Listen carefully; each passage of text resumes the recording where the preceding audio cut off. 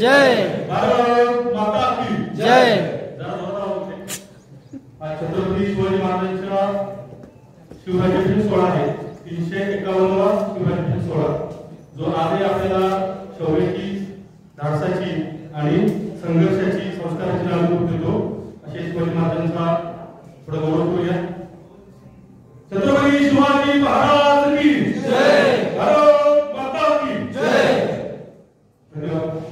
उपस्थित सर्व सन्माननीय व्यक्ती, आपल्या मंत्रालयात उपस्थित आहेत त्या कार्यस्थळी आपल्या कार्यक्रमाची प्रमुख उपस्थिती कोणसर जे आपल्याला शिवराज्याभिषेकाचे मार्गदर्शन करणार आहेत।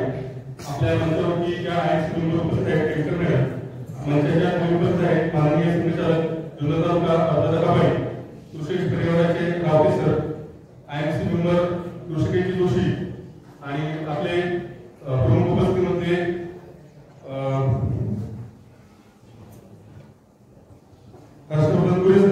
असे कार्यक्रम सर दाटी लांडे सर आणि यापैकी कोणी राहिला असेल तर माफ करा, परंतु विषयावर येतो। आजच्या कार्यक्रमाचे उद्घाटन श्री देवेंद्र फडणवीस महाराष्ट्राचे मुख्यमंत्री यांनी केले आणि आजच्या कार्यक्रमाची संकल्पना आहे की मंगलप्रभात डोळ्याची आहे, ते कौशल्य उद्योजकता व नावनेता मंत्री आहे। आता मी जो विषय मांडणार आहे तो पंचपरिवर्तनाचा विषय आहे। पंचपरिवर्तन हे जे विषय आहे ते आपल्या आजच्या प्रमुख उपस्थितीमध्ये राजेश मॅडम आहेत, त्यांनी आपल्याला थोडक्यात 5 विषय सांगितले। त्यातला पर्यावरण हा विषय तर अगदी सगळ्यांनी व्यवस्थित पद्धतीने मांडलेला आहे। मी विषय मांडणार आहे नागरिक शिष्टाचार किंवा नागरिक कर्तव्य। तर आता ही सगळी कर्तव्य जी आहेत माझ्यासाठी लागू होतात, मंचावरती जे उपस्थित आहेत त्यांच्यासाठी लागू होतात, विद्यार्थ्यांसाठी लागू होतात आणि हे सगळं समजून घेताना हे पंचपरिवर्तन जो आहे विषय आहे तो खूप हे 5 विषय खूप विचारपूर्वक निवडलेले आहेत। हे 5 विषय निवडताना असा विचार केला गेला आहे की ह्या 5 विषयांमधून जो कोणी तरुण वर्ग तयार होणार आहे, शिक्षित होणार आहे, संस्कारित होणार आहे, तो तरुण वर्ग समाजात जाऊन काम करणार आहे आणि समाजात जाऊन काम केल्यानंतर तो राष्ट्रकार्यासाठी आपल्या योगदान देणार आहे।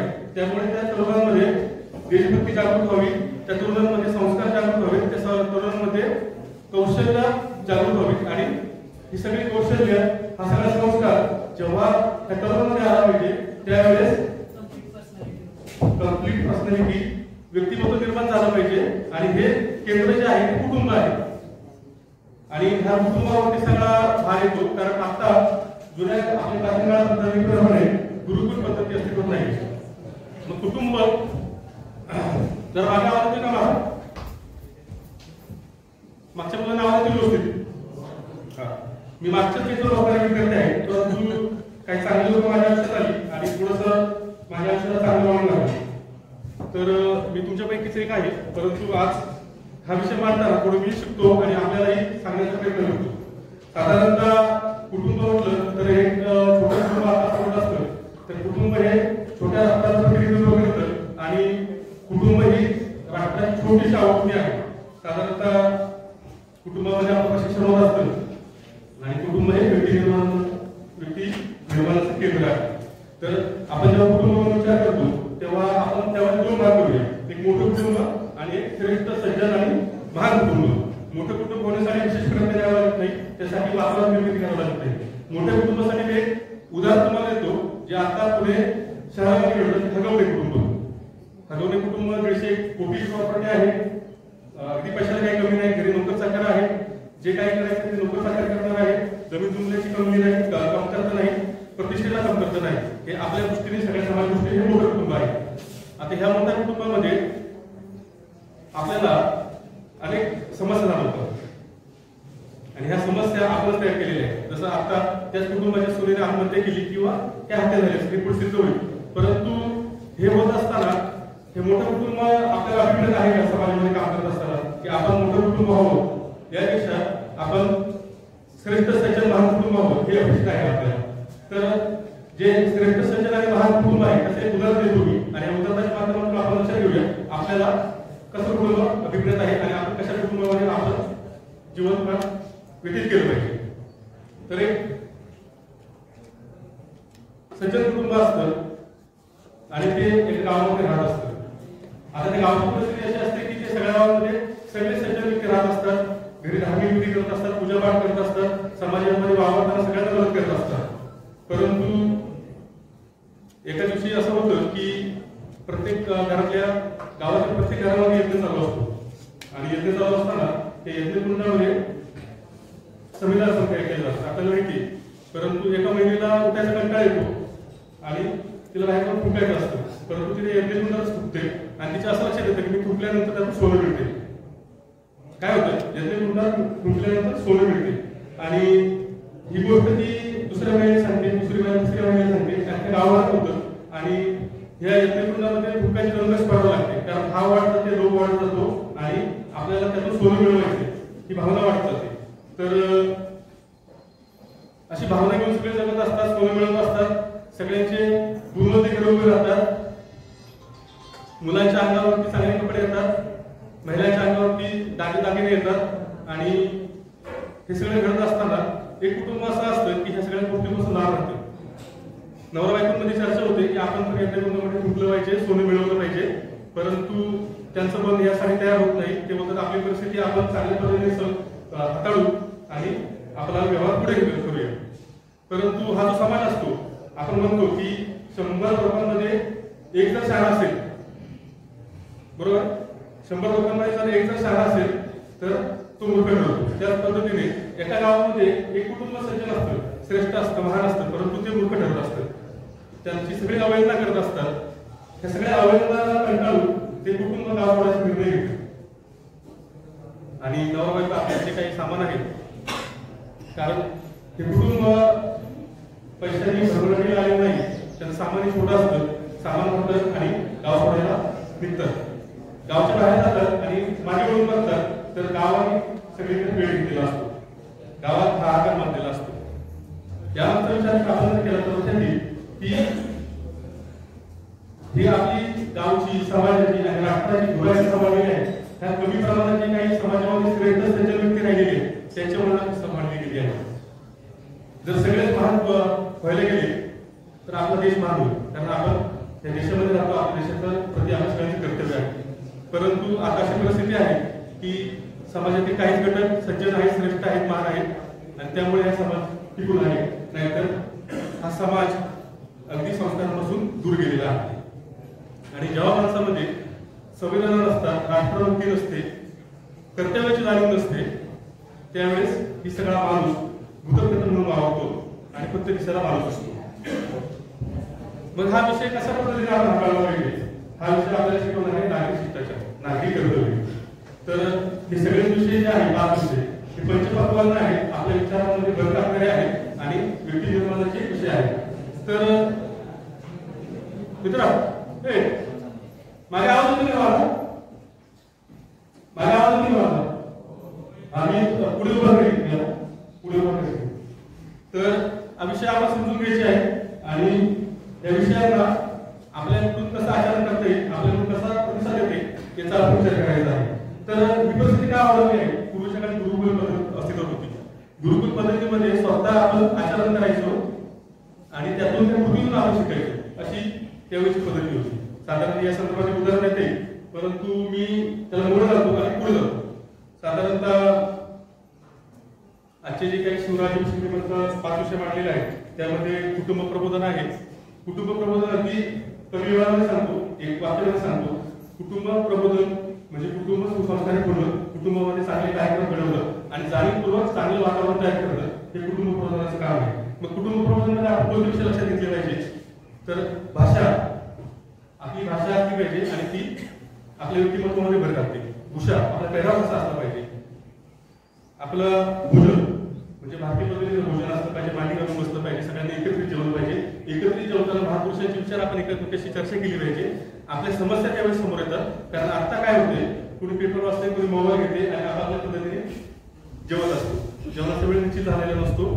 किमान एका आठवड्यातून एकदा वेळेस आपल्याला एकत्र येता येईल का आणि सहभोजन करता येते याचा विचार आपण केला पाहिजे. आपल्या मुलाबाळांना काय समस्या आहेत त्याचा घेतले पाहिजे आणि त्या समस्येवरती आपण त्यावेळेस उत्तर काढू शकतो. मुलं डिप्रेशनमध्ये जातात, मुलं मोबाईल हाताळतात, पालकांचं लक्ष नसतं, कारण दिवसातला एकच वेळ मुलं आणि सगळे कुटुंब एकत्रित घालवतील असं आपल्याकडे शिल्लक नसतो. तर मी कोणत्या विषयावर त्या बोलतो, भोजन, त्यानंतर भ्रमण. आपण महिन्यातून किंवा 15 दिवसातून एकत्र फिरायला गेलं पाहिजे. हे आदर्श कुटुंबामध्ये घडलं पाहिजे. साधारणतः भजन म्हणजे आपण एक धार्मिक कार्यक्रम सगळ्यांनी मिळून केला पाहिजे, पुढे धार्मिक ठिकाणी केलं पाहिजे. आपण लक्षात ठेवलं पाहिजे काय भोजन, भ्रमण, भजन, उषा, भाषा आणि महापुरुषांची चर्चा, जेणेकरून देशभर भेटी निर्माण होईल आणि समाजासाठी कार्य करेल.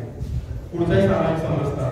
सामाजिक समरसतेसाठी डॉक्टर बाबासाहेब आंबेडकरांनी, स्वातंत्र्य सावरकरांनी, अगदी महात्मा फुलेंनी सगळ्यांनी प्रयत्न केले आणि संविधानामध्ये त्याची तरतूद सुद्धा केली.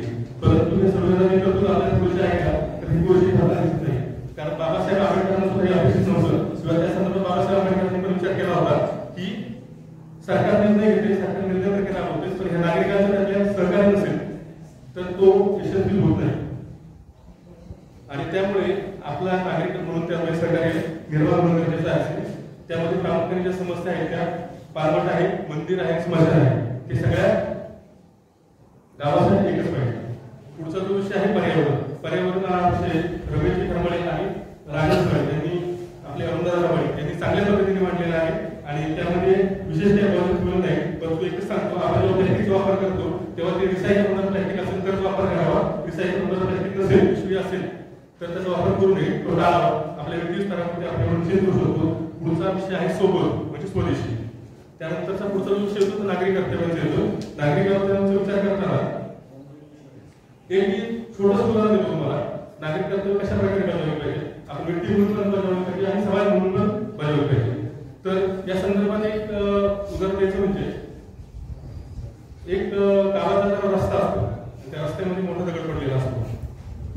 आता हा जेव्हा दगड पडलेला आहे तेव्हा आपल्या साठी माहिती की समाजाची मानसिकता होत नाही की तो दगड उचलून बाजूला टाकायची आणि त्याच्यात तो मोठा दगड असतो. परंतु एक तरुण करतो, त्याला समाजाची काळजी असते, मी त्यातून सुटून पुढे जाईल, परंतु कोणतरी घडते पडेल, मृत्युमुखी पडेल, त्यामुळे तो दगड बाजूला करण्याचा प्रयत्न करतो. दगड एवढा मोठा असतो की त्याला एकाने टाकत लावता हलत नाही. दुसरा जो मध्यस्थी येतो, तिसरा येतो, चौथा येतो, पाचवा येतो, परंतु तरी तो हलत नाही. कोणाला माहिती तो दगड का हलत नाही, तो रस्त्यात पडलेला मोठा दगड असतो परंतु तो हलत नाही. त्याचा हलवायचा प्रयत्न केला तरी हलत नाही, कारण हे पाचवी जोर मारत असतात. तर आपल्या समाजात झाले असं आपण विखुरलेला आहोत, आपल्याकडे ताकद आहे, आपल्याकडे नियोजन आहे, परंतु ते नियोजन कशा प्रकारे चुकीचं ठरते हे आपण लक्षात घेणं गरजेचं आहे. तर नागरिक शिष्टाचारामध्ये हा विषय सुद्धा येतो की आपण एकोपाने कार्य केलं पाहिजे, अखंड भारतासाठी कार्य केलं पाहिजे, समाजासाठी कार्य केलं पाहिजे. तर प्रामुख्याने मी जेव्हा नागरिक शिष्टाचाराचा विषय मांडतोय तर आपल्या संविधानामध्ये जी 11 कर्तव्य दिली ते 11 कर्तव्य घेतो आणि लवकर विषय संपवण्याचा प्रयत्न करतो. या संदर्भात अजून सांगतो, आपल्याला आपल्या हक्काची जाणीव असते, आपण आपल्या हक्कासाठी लढतो, रस्त्यावर उतरतो, न्यायालयात जातो, कोर्ट कचेऱ्या करतो, परंतु नागरिक म्हणून आपण जी कर्तव्य सांगितली आहेत ती आपण पूर्ण विसरलेलो आहोत किंवा ती आपल्याला माहितीच नाही. पुढे राज्यशास्त्राचे विद्यार्थी असतील तर त्यांनी अभ्यासापुरती वाचलेली असतात, परंतु आपण या देशाचे नागरिक आहोत म्हणून आपण काहीतरी कर्तव्य केलं पाहिजे. साधारणतः लोकांना एक उदाहरण आठवलं मला, एक जपानमधील महिलेचं उदाहरण आहे. आपल्या सगळ्यांनी व्हिडिओ बघितला असेल तो. ती जपानमधली महिला दररोज सुलभा घेते आणि बसमध्ये सीट शिवत असते. ती काय करत असते हा प्रश्न तिला विचारला गेला, ती बोलते ही माझंच आहे, ही माझी संपत्ती आहे. अशी जी सार्वजनिक संपत्ती आहे ती आपलीच आहे, आपल्याच करातून गेलेली आहे आणि त्यातून ती उभी राहिलेली याची जाणीव आपल्याला असली पाहिजे. कारण आपण हक्कांसाठी जेवढे जागृत आहोत तेवढे कर्तव्यामध्ये जागृत नाही याची सगळ्यांनी दक्षता घेतली पाहिजे. या संदर्भात एक म्हणता येईल की देशाची भौतिक प्रगती झाली पाहिजे, देशाच्या देहावरती प्रगतीचे विकासाचे सुवर्ण अलंकार चढले गेले पाहिजे, परंतु या देशाच्या देहात जो प्राण आहे त्या प्राणामध्ये देशभक्ती, राष्ट्रभक्ती, धर्मभक्ती या भावना टिकून राहिल्या पाहिजे, तर तो देश जिवंत आहे असं म्हणता येईल. आणि आपण पुढच्या विषयाला नागरिक कर्तव्याच्या विषयात जाऊया. तर नागरिक कर्तव्य ही माझी देखील बात आहे. संविधानामध्ये त्या नागरिक कर्तव्याचा आपण उल्लेख केलेला आहे की माझ्यासाठी हवा होता आणि आपण एकेकाने त्यासाठी एक कृतीशील प्रयत्न केला पाहिजे. आता मी जे काही सांगतोय ते फक्त चर्चा करण्याचा विषय आहे का, तो व्याख्यानाचा विषय आहे का, वादविवादाचा विषय आहे का, तर नाही. तो विषय कृतीत आणायचा विषय आहे. मला की महाराष्ट्राचे मुख्यमंत्री देवेंद्र फडणवीस यांनी सांगितलं की याची एक जरी कृती आपल्याला करता येईल तर आपण त्यासाठी प्रयत्न केला पाहिजे. साधारणतः या संदर्भात मला सचिन तेंडुलकर उदाहरण आठवले. सचिन तेंडुलकरला जाहीर करायला विचारलं गेलं की तुम्ही 100 शतकांचे राजे आहात, तुम्ही 100 म्हणजे 100 शतक 100 वेळा केले. ते कसं काय शक्य झालं तुम्हाला? तर सचिन एक सुंदर उत्तर देतो की मी जेव्हा मैदानावर उतरतो तेव्हा मी डायरेक्ट 100 रनांचा विचार केला नाही आणि 70 विचार कधीच केला. मी पहिल्यांदा एका रनचा विचार केला, नंतर दुसऱ्या रनचा विचार केला, नंतर तिसऱ्या रनचा विचार केला आणि असं एक रन जोडत मी 100 रनांपर्यंत पोहोचलो. आपलं एक असंच आहे की नागरिक कर्तव्य समजून घेताना हे सगळे विद्यार्थ्यांसाठी माहिती देताना आपण व्यक्ती म्हणून आज ऐकलं आणि उद्या लगेच तयार झालो, समाजात वावरत झालो, तर तसं नाही.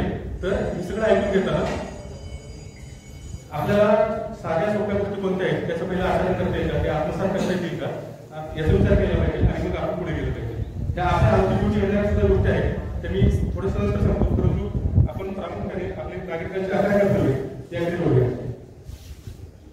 तर पहिल्यांदा त्या नागरिकांना सांगितलं संविधानाचा आदर बाळगणे. संविधानामध्ये काय आहे? स्वातंत्र्य आहे, समता आहे, बंधुता आहे, त्याचा आपण आदर केला पाहिजे. आपल्या राष्ट्रगीताचा आदर केला पाहिजे, आपल्या राष्ट्रध्वजाचा आदर केला पाहिजे. आपण प्रामुख्याने बघतोय जेव्हा पाकिस्तानची झेंडे रस्त्यावर ठेवले जातात त्यावेळेस ते काढण्यासाठी चालवावं लागते आणि ते त्यावेळी आपण हे बाळगले जाते. जेव्हा भारत पाकिस्तान युद्ध चालू असतं तेव्हा आपले नागरिक हे कृत्य करताना दिसतात. ते खूप लाजिरवाणी कृत्य आहे, देशाच्या अखंडतेला धोका पोहोचवणारे कृत्य आहे, हे आपण लक्षात घेतलं पाहिजे. त्यानंतरचा पुढचा जो विषय आहे स्वातंत्र्य लढ्यातील महापुरुषांचे विचार आणि उद्दिष्टांचे आपण पालन केले पाहिजे. स्वातंत्र्य लढ्याचे महापुरुष होते हे आपल्या सगळ्यांना माहिती आहे, काही माहितीमध्ये सुद्धा नाही. आणि त्यांचे जे काही विचार आहेत त्या देशासंदर्भात विचार आहेत, त्या देशासंदर्भात त्यांनी जे कार्य केले ते आपण त्याचं उद्दिष्ट जागृत ठेवलं आहे. मग ह्या उद्दिष्टाला कळणाऱ्या कोणत्या गोष्टी आहेत हे आपण लक्षात घेतलं पाहिजे. तर त्या उद्दिष्टाला कळणाऱ्या गोष्टी आहेत फुटीरतावाद. त्या फुटीरतावाद बसवणारे कोण आहे? हे खलिस्तानी आहे, वेगळ्या पंजाब राज्याची मागणी घेत आहे. मग सगळ्या समाज आहे तर नाही, ते थोडी थोडी तरी खलिस्तानी येतात आणि आम्हाला वेगळा देश पाहिजे अशी मागणी करतात. तिकडे बोडोलँडची चळवळ चालू आहे जी भारताच्या पूर्वांचलमध्ये चालू आहे. अशी काही आहे, नक्षलवाद आहे, श्रेणी नक्षलवाद आहे, ग्रामीण नक्षलवाद आहे. त्या नक्षलवादापासून आपण सावध राहिलं पाहिजे. कारण एक उदाहरण देतो की आराम पाटील गृहमंत्री असताना आपला जो शेजारचा राजू स्पीड दिला आहे तिथे शिक्षण ट्रेनिंग कॅम्प लावला आहे, नक्षल ट्रेनिंग कॅम्प झाला होता आणि आपल्या तरुणांना त्यामध्ये समावेश करून घेतला होता. तो सह्याद्री कोविडच्या काळामध्ये गोळीबारामध्ये मृत्युमुखी पडला, त्याच्यावरती 50 लाख इनाम होतो. हा आमच्यावर कशा प्रकारे पोहोचतो आपल्या आजूबाजूला येऊन पोहोचलेला आहे ते आपण लक्षात घेतलं पाहिजे. त्यानंतर जे काही पुढे जाऊन चळवळी आहेत त्यांनी आपण जीएडी मध्ये गोष्टी दिल्या आहेत, भारत के तेरे तुकडे होंगे इंशाल्लाह इंशाल्लाह, किंवा अफजल तेरे कातिल जिंदा आहे किंवा शर्मिंदा आहे. त्या अशा चळवळी ज्या माजलेल्या आहेत, फोपवलेल्या आहेत, त्या चळवळी आपण ओळखल्या पाहिजे. विद्यार्थी असताना कशा पद्धतीने त्या खतपाणी घातलं जाते आणि विद्यार्थ्यांचा वापर होईल हे आपण लक्षात घेतलं पाहिजे. अफजल तेरे कातिल जिंदा आहे, अफजल कोण होता? जो संसदेवरती हल्ला केला तो अफजल होता, त्याला फाशी झाली. फाशीच्या समर्थनार्थ आता करून जर घोषणा देत असेल, बेबीच्या उडत असेल तर ते देशासाठी किती हानिकारक आहे, देशाच्या अंतर्गत शत्रुत्व निर्माण किती झालेले आहे याचा आपण विचार करणं गरजेचं आहे. पुढचा जो विषय आहे देशाची अखंडता आणि एकता बाधित ठेवली, तर हा विषय याही लागू पडतोय आणि त्यामध्ये अजून धोकादायक विषय म्हणजे भाष्यवाद, प्रांतवाद, जातीवाद, हे सगळे वाद आपल्या अखंडतेला एकतेला धोकादायक करतायत.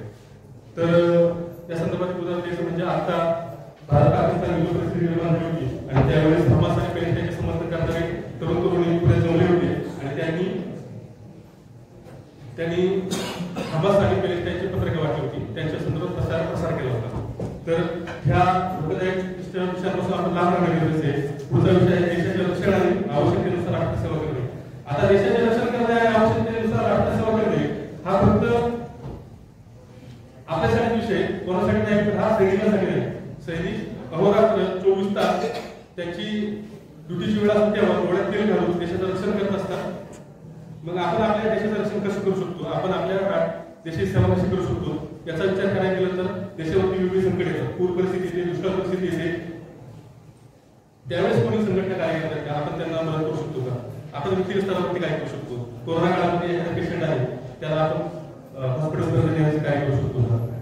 अशा आता इथे पाण्याची घटना घडली काही वर्षांपूर्वी, तिथे काही स्वयंसेवी संस्था चांगली करायची त्यामध्ये आपण सामील होऊ शकतो का, याचा विचार आपण करणं गरजेचं आहे. अजून एक उदाहरण आहे 1962च्या भारतच्या युद्धामध्ये एका स्वयंसेवी संघटनेने देशाच्या अंतर्गत सुरक्षेला आणि बाह्य सुरक्षा करतात अशा सैनिकांना मदत होईल असं कार्य केलं आणि त्यांचा सन्मान म्हणून पंडित जवाहरलाल नेहरू यांनी 1962च्या काळामध्ये त्यांना अशी एक संघटना आहे की त्यांना परेडसाठी आमंत्रित केलं होतं. अगदी कमी वेळात परेडसाठी आमंत्रित केलं होतं आणि 5,000 लोकांची त्यांनी ही परेड पूर्ण केली होती. याचा आपण कोणती संघटना आहे ते आपण आपला नेटवरती शोध घ्यावा. पुढचा विषय आहे आपल्या संस्कृतीचा वारसा जपणं. आपली संस्कृती कोणती आहे, आपण कोणत्या संस्कृतीतून आलो. भारताची सगळ्यात प्राचीन संस्कृती आपली आहे हे आपण लक्षात घेणं गरजेचं आहे. आपल्या भारतात सगळ्यात प्राचीन ग्रंथ ऋग्वेद आहे हे आपण लक्षात घेणं गरजेचं आहे. आणि आपल्या प्राचीन ऋषीमुनींनी अनेक शोध लावलेले आहेत हे आपण लक्षात घेणं गरजेचं आहे. आपला इतिहास जो सांगितला जातो पराजितांचा इतिहास नाही तर तो विजेत्यांचा इतिहास आहे, परंतु तो आपल्यापर्यंत आलेला नाही. याचं कारण म्हणजे आपल्याला इंग्रजांच्या काळात इतिहास शिकवला जातो, आपल्याला मुघलांच्या काळात इतिहास शिकवला जातो, परंतु त्या पाठीमध्ये जाऊन जर बघितलं तर ऋषीमुनीच्या काळामध्ये अनेक शोध लावले गेले होते. त्यामध्ये काही ऋषींचं नाव घ्यायला गेलं तर कणाद ऋषी असतील, जे आपण परमाणू स्फोट परमाणू वगैरे बोलतो ते कणाद ऋषींनी शोध लावलेला आहे. आणि तो कशा प्रकारे लावलेला आहे किंवा काय येते सायन्स ते त्यामध्ये आपण नेटवरती भेटतो. पुढचा जो विषय आहे तो विषय आहे पतंजली ऋषींनी जो शोध लावला, महर्षी सुश्रुत ऋषींनी जो लावला ते शल्य चिकित्सक होते. म्हणजे त्यांनी काय केलं, ऑपरेशन केलं. ते कधी केले, इसवी सन 4थ्या शतकामध्ये त्यांनी ते ऑपरेशन केलं. हे आपल्याला माहित नाही ना, कारण आपल्याला शिकवलं गेलं. साधारण अशा आहे ऋषीमुनीचं नाव येते, भास्कराचार्यांचं नाव येते, त्यांनी खगोलशास्त्रामध्ये अनेक शोध लावले. आणि खगोलशास्त्रामध्ये भारत किती प्रगतशील होता. अगदी हे आपले जे वार आहे सोमवार मंगळवार बुधवार हे जे खगोलमध्ये ग्रह आहेत त्यावर ठेवले गेले, त्याचं देशामध्ये जगामध्ये पुढे झालेलं आहे, जे आपल्या भारताच्या संस्कृतीमध्ये दडलेलं आहे. पुढचा जो विचार आहे तो आहे सार्वजनिक मालमत्तेचे रक्षण करणे. जेव्हा आंदोलनाचे निषेध होतात त्यावेळेस आपला जसा काही हक्क असतो की आपण सार्वजनिक मालमत्ता नुकसान करायला पुढे लावत असतो, परंतु ही सार्वजनिक मालमत्ता आपल्या घरातून गेलेली आहे, आपल्या पैशातूनच ते उभं राहिलेली आहे, जाणीव आपल्याला असली पाहिजे. आपली त्यावेळेस लुटीची मानसिकता नसली पाहिजे, यातून मला काय घरी देता येईल, यातून मला स्वतःसाठी काय फायदा घेता येईल अशी मानसिकता आपली नसली पाहिजे. पुढचा जो विषय आहे तो म्हणजे व्यक्तिगत चारित्र्य आणि राष्ट्रीय चारित्र्य. हा 10वा विषय आहे व्यक्तिगत चारित्र्य आणि राष्ट्रीय चारित्र्य. तर व्यक्तिगत चारित्र्य आणि राष्ट्रीय चारित्र्याचे काही उदाहरण आहे ते म्हणजे विस्तृतपणे खोलसर सांगितलं तर तुम्ही थोडक्यात सांगतो. व्यक्तिगत चरित्र जे आहे ते राजा जयसिंगचं बघावं आणि राष्ट्रीय चरित्र छत्रपती शिवाजी महाराजांचं बघावं. दोन्ही चरित्र पडताना जर बघितली तर व्यक्तिगत आणि राष्ट्रीय चरित्र छत्रपती शिवाजी महाराजांच्या आदर्शमध्ये आपल्या राजा जयसिंग स्वारी हिंदवी स्वराज्यावरती चालू आणि त्यावेळेस तह केला जातो आणि त्या तहाच्या पत्रामध्ये छत्रपती शिवाजी महाराज राजा जयसिंगला म्हणतात तुम्ही हिंदू राजा आहात, राजपूत आहात, शूद्र आहात, दासी आहात, वीर आहात, आपल्या देशासाठी कार्य करा, आम्ही तुमच्याकडे चाकरी करतो. महाराजा जयसिंगमध्ये काय भावकवी होता, राष्ट्रीय भावकवी होता, व्यक्तिगत तो धार्मिक होता, महादेवाचा भक्त होता आणि तो पूजा अर्चा करणार होता. परंतु हा भाव त्याच्याकडे नसल्यामुळे तो औरंगजेबाची पदरी नोकरी करत होता, चाकरी करत होता. त्याच औरंगजेबाला त्याला पुढे जाऊन ठार मारण्याचा प्रयत्न केला आणि पोलीस यशस्वी झाला. त्यामुळे हे झालं व्यक्तिगत चारित्र्य आणि राष्ट्रीय चारित्र्य सुद्धा. आता या सगळ्या ज्या गोष्टी आहेत ह्या सगळे जे कर्तव्य आहेत ते 42व्या घटनादुरुस्तीनुसार झाले आणि ती 10 आहे. 40व्या घटनादुरुस्तीनुसार जे कर्तव्य आहे 11 कर्तव्य ते म्हणजे शिक्षणाचा अधिकार. वयोवर्ष 6 ते 14 या वयोगटातील मुलांना शिक्षणाचा अधिकार असला पाहिजे आणि तो त्यांनी राबवला. हे कर्तव्य आपल्या सगळ्यांना माहिती, परंतु हे कर्तव्य जेव्हा करत असताना त्यांना शिकवलं जातं, भाषा शिकवली जाते, व्यक्तिमत्व निर्माणासाठी आवश्यक आहे. त्यानंतर त्यांना इतिहास शिकवला जातो, इतिहासाच्या चारित्र्य निर्माणासाठी आवश्यक आहे, राष्ट्रनिर्मितीसाठी आवश्यक आहे, राष्ट्रभक्त तरुण संस्कार करून करण्यासाठी इतिहास आवश्यक आहे. आपल्या पूर्वजांची प्रेरणा घेऊन पुढच्या काळात मार्गदर्शन करण्यासाठी इतिहास आवश्यक आहे. विज्ञान आपली शोधबुद्धी निर्माण व्हावी, त्यांची आवड निर्माण व्हावी आणि अनेक वैज्ञानिक विषयांमध्ये आपण काम करावं या हेतूने विज्ञान विषय शिकवला जातो. आता गणिताचे शिकवणार आपल्या बुद्धिमत्तेसाठी हे सगळं आपण लक्षात घेतलं पाहिजे. आपण आयटीचे विद्यार्थी आहोत आणि आपण आयटीचे विद्यार्थी असताना पण सुद्धा आपल्याला बाहेरचं ज्ञान असलं पाहिजे, इतिहासाचं ज्ञान असलं पाहिजे, भाषेचं ज्ञान असलं पाहिजे, गणिताचं ज्ञान असलं पाहिजे, याचा आपण विचार केला पाहिजे. साधारणतः मी आता या ठिकाणी 11 कर्तव्य सांगितले ही आपल्या संविधानामध्ये समाविष्ट आहे. परंतु जसं सचिन तेंडुलकरचं उदाहरण आहे की आपल्या समजा 1111 नाही जमलं, 1111 ठेवून गेले, उदाहरण लक्षात ठेवा, उदाहरणातून आठवती आपण इथून गेल्यानंतर आपल्याला 50% लागतो, उद्या आल्यानंतर 100% ध्रुव असणार. जो कोणी काही एखाद्या मुद्दे लिहून घेत असेल तो अगदी छान पद्धतीने सगळं आणू शकतो. तर मी थोडक्यात काही कर्तव्य सांगतो आपली ते आपण अशा आणू शकतो याचा आपण विचार करावा. मग आपले शिक्षक आहेत त्या शिक्षकांकडे आदर वाढवणे हे आपलं पण कर्तव्य आहे. शिक्षकांनी सांगितलेलं ते ऐकणे, शिक्षकांना जो वेळ दिलाय तो वेळ काढणे, शिक्षकांचा आदर करणे, शाळेचा वेळ काढणे, त्यानंतर शाळेच्या परिसरामध्ये अस्वच्छता न करणे, आपल्याला गाड्या लावण्यासाठी जागा दिली असेल तिथे व्यवस्थित पद्धतीने गाड्या लावणे, त्यानंतर आपला जो पेहराव असेल तो पेहराव आपण घालून देणे, काय आयडेंटिटी कार्ड असेल ते वापरणे, हे सगळे आपल्या राष्ट्रीय कर्तव्यामध्ये येतात. अगदी आपण स्पीडमध्ये वाहन न चालवता दिलेल्या मर्यादेमध्ये वाहन चालवणे, रेल्वे खाते, या सगळ्या गोष्टी राष्ट्रीय कर्तव्यामध्ये येतात.